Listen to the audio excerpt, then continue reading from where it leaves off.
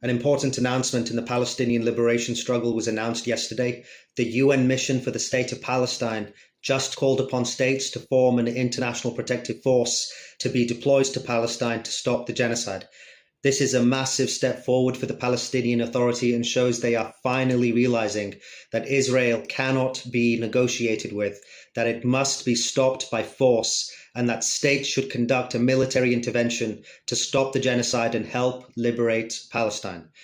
The call was made on the 25th of July in a letter by the UN ambassador for the State of Palestine, addressed to all states, in which he states, "It is time to protect Palestinian civilians, including children, and to preserve their right to life, including by the dispatch of an international protective force to occupied Palestinian territory."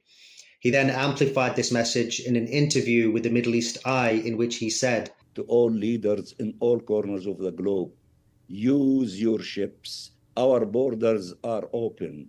We invite you to cross our borders from the sea, from the sky, from the land, in order to break this blockade against our people in Gaza and to stop the starvation and to provide them what they need." This is the official state representative of Palestine at the UN, which 143 states recognize as a sovereign over the state of Palestine, and he is telling the international community to use force by land, by sea, or by air to break the siege.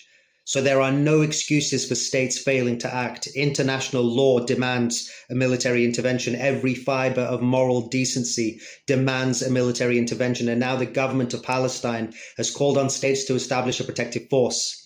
Israel is ideologically committed to the extermination of Palestinians, and we have watched them do it for 22 months. This is the greatest legal and moral failure of our time, and there is only one solution. States must use military force to break the siege, protect Palestinians from Israeli massacres, and enforce orders of the International Court of Justice and the UNGA by forcing Israel to evacuate from Palestine and guarantee the Palestinian right to self-determination. Anything less means Israel will complete its final solution of exterminating Palestinian life, and we will carry on watching it happen. If you're watching this and thinking, yes, we need a military intervention, that's because you've woken up. But most other people haven't, including within organized activism for Palestine. We need to use our influence to change that. Let's make sure the world knows that the Palestinian government has just called for a protective force, because I guarantee you the mainstream media are not going to cover this. As an option, you can use this image and tag your national leaders, telling them to form a coalition to use military force to stop the genocide.